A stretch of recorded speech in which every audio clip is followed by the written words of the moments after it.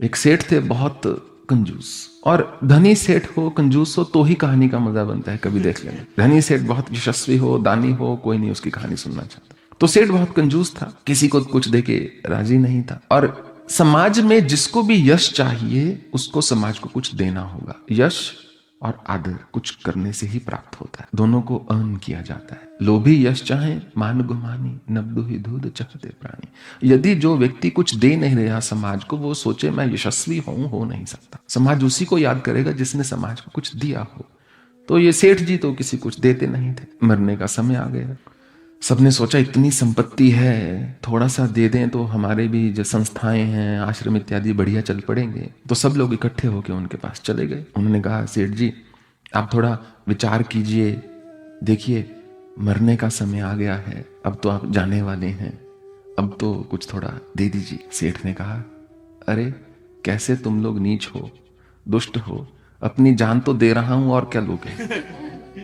जब जान ही दे रहा हूं और देने को बचा ही क्या। जो व्यक्ति जिस चीज को पकड़ के बैठेगा, अच्छी या बुरी, एक बात का स्मरण रहे, कोई चीज कितनी ही अच्छी क्यों ना हो, एक समय पर उसकी दुर्गंध आनी शुरू हो जाती है। उस व्यक्ति में से उस वस्तु की महक आनी शुरू हो जाएगी, वो अपना अस्तित्व खो देगा, उस वस्तु के अस्तित्व को धारण कर लेगा। एक बहुत ही महंगा इत्र भी ले लो, परफ्यूम भी ले लो, मान लीजिए अगर पूरी बोतल तोड़ दी या अपने ऊपर खूब उड़ेल लिया तो कोई आपके आसपास नहीं फटकेगा। वो सुगंध जो है वही दुर्गंध हो जाएगी, वही इतनी ओवर बियरिंग हो जाएगी कि सहन नहीं की जा सकेगी। हर चीज मात्रा में ठीक लगती है, और जीवन में एक ही प्रकार का व्यक्ति सुखी रहता है, जिसको ये पता हो मुझे किस समय किस वस्तु का त्याग करना है। यदि जीवन का एक ही सूत्र हो आपके, वो इस बात की स्मृति होनी चाहिए मुझे किस समय किस वस्तु का त्याग करना है। जो 30 वर्ष का हो गया है यदि वैसे ही खाएगा जैसे तब खाता था जब 20 का है,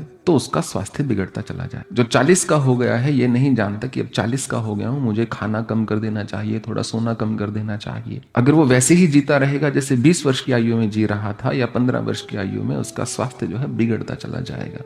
तो ऐसे ही आध्यात्मिक स्तर पर हर एक बार जब कुछ नई प्राप्ति होती है, जीवन में कुछ हल्का सा भिन्न करना जरूरी हो। किस समय जीवन के साथ मनुष्य को बहना हो, कैसे बदलना है, जो इस बात को जानता है वो व्यक्ति सदा सुखी रहेगा, नहीं तो वो अपने अतीत को पकड़कर बैठा रहेगा।